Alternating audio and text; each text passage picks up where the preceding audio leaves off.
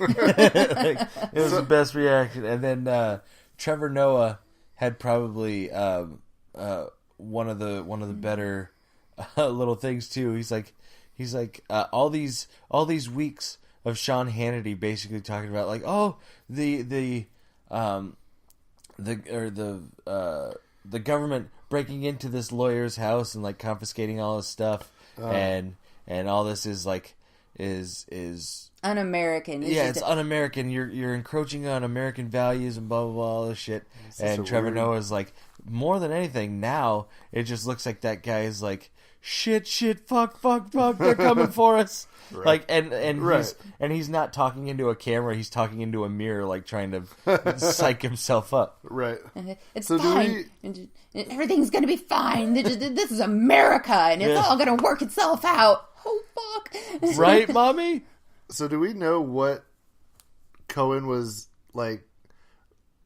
What he was representing Hannity for, like what he was hiding, or no clue. All they know is he's a client. So everybody right now is like, who was Sean Hannity fucking? That he had to keep it so secret. I didn't even know. Is that a lawyer thing that like oh, I do international law, and oh, I do intellectual property law, and oh, usually.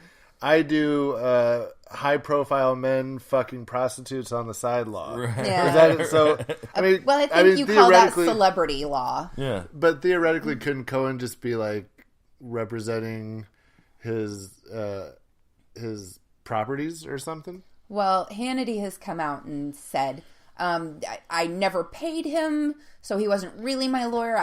I chatted him up when I had questions about stuff, not even involving something that was important, just hypothetical. You don't chat up a lawyer. Like, if you chat up a lawyer, that's your lawyer, because lawyers don't chat. You're paying them. Cohen would not say that you are a client if there was not some sort of attorney-client privilege that was an issue. And it's not like this lawyer and Sean Hannity shared like an office building, and he's like, oh yeah, I was just walking past the same lawyer's office. I was like, hey, quick question. Yeah. Do I need to file these? Oh, okay, thanks, buddy. All right, see you later. Right. I'll see you at the office party. Okay, bye bye. Yeah, Trevor Noah actually had a good one. Sean Hannity's on the phone talking. Hey, honey. Yeah. Oh, you saw the news. Yeah, isn't it hilarious that the guy I had law questions for also paid off Trump's mistresses? Oh, and the RNC chairman's mistress? and my parking ticket? Hello? Isn't that... Hello? Honey? Yeah. Are you still there? No, I guess the phone got disconnected. Yeah, so right now, Fox is probably shitting a brick like, what the hell? Yeah. And Sean Hannity's still talking into that mirror. Trying to psych himself up, like, you could do this. You're okay. I'm just waiting for somebody to come out the other side, like, who was Sean Hannity fucking? And, like, Oprah steps forward, and she's like, it was me all along.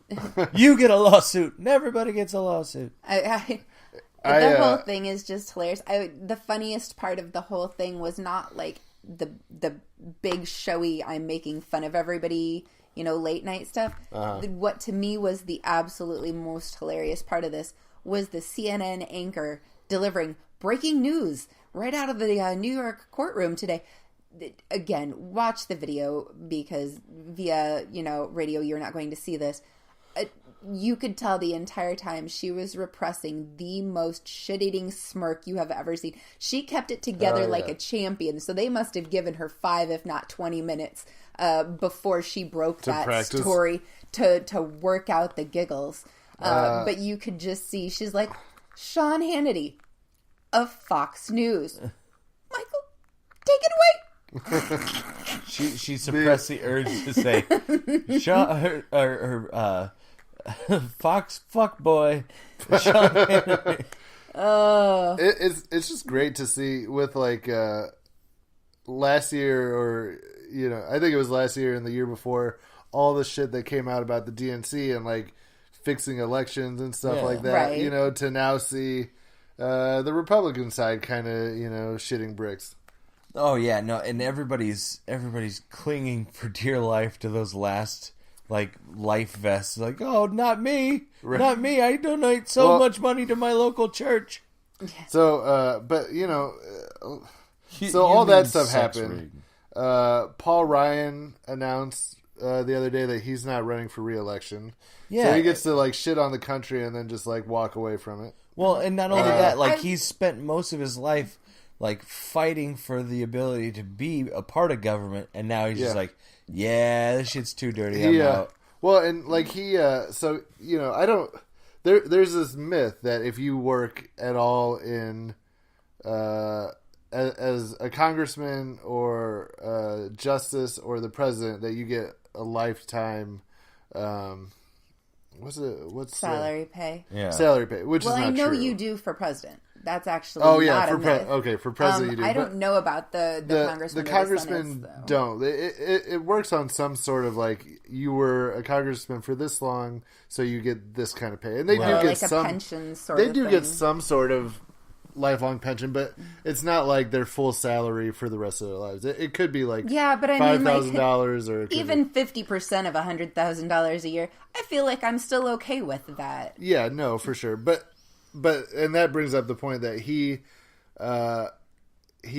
tried to pass legislation that raised the retirement age from 65 to like 80, I think. Yeah. It's something that you will literally never retire. You will work until you drop dead. And it doesn't apply to you, right? Like it's the same people that say, healthcare shouldn't be, healthcare is a privilege, not a right, who get free healthcare for the rest of their lives. Right. Exactly. And that's the thing. These are the same people that get the special congressman/politician insurance, i.e. they'll never ever worry a day in their life about getting top-notch care for $0, are telling the rest of us, Joe Schmoes, like, it's a privilege. You should be lucky to have health insurance. If you don't drop dead, you should just, if you drop dead and you're poor, it's your own fault. You shouldn't have spent all that money on booze and women. Yeah, what were they saying? How much does an iPhone cost? Well, if you can afford an iPhone,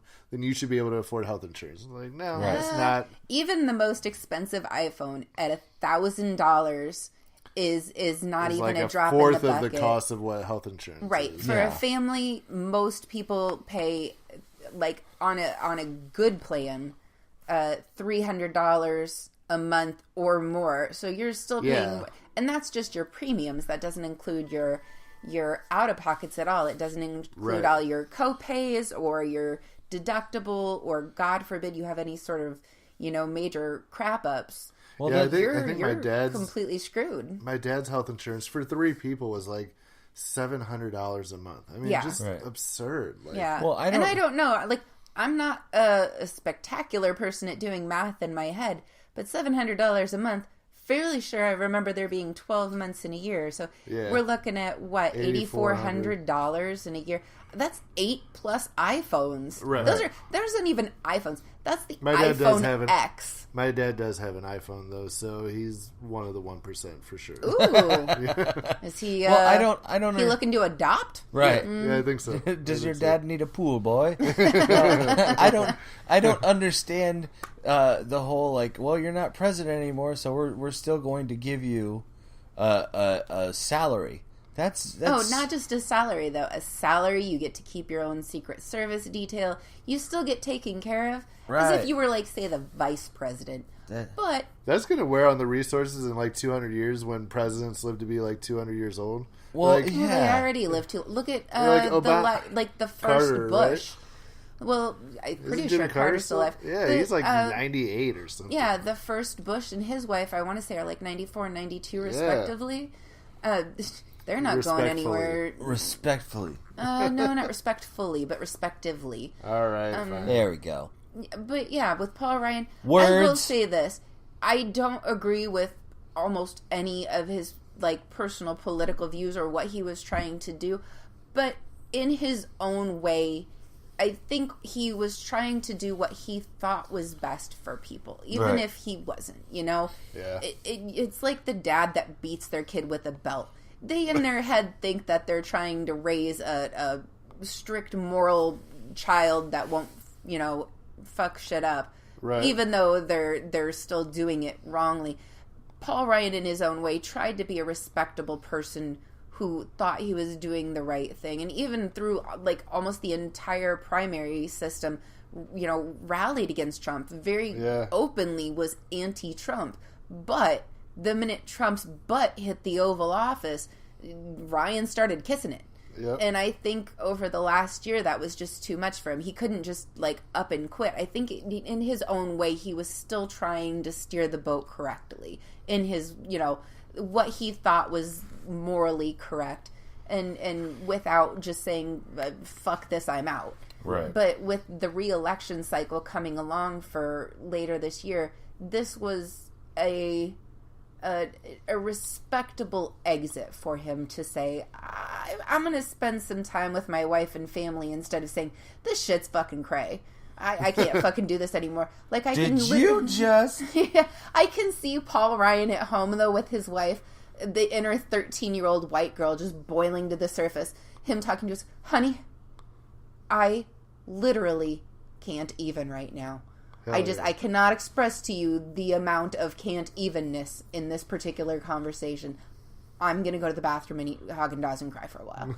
You and I are going to talk about the fact that you use cray seriously and honestly with a straight face. I can see Paul Ryan doing it.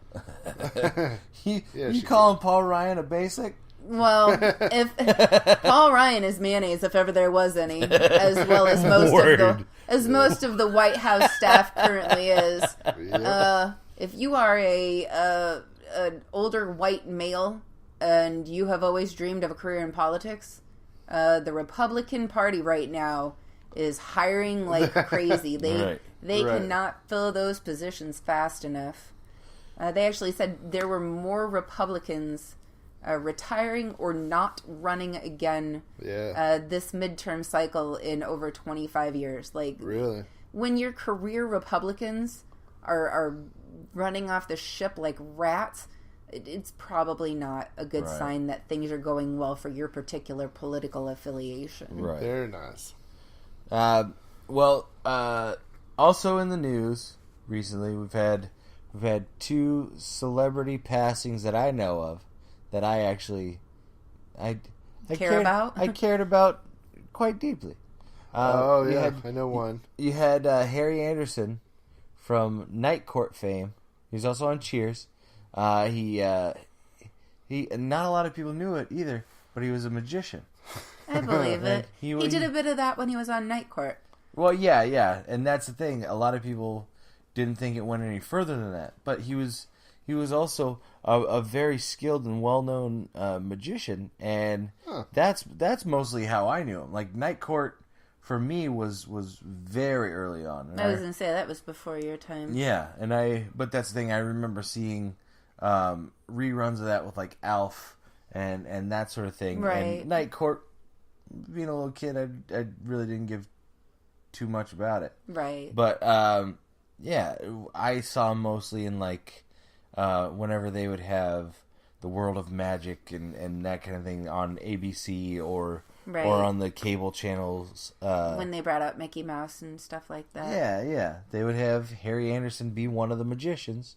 Right. And he was always very funny, I thought. Yeah. And then and doing the magic always kind of enticed me. Being a kid, you're interested in that stuff, and I'm gonna miss him. Like that sucks. He was a good enough guy. Only 65 too. Yeah, very young. I don't know anything about him, so.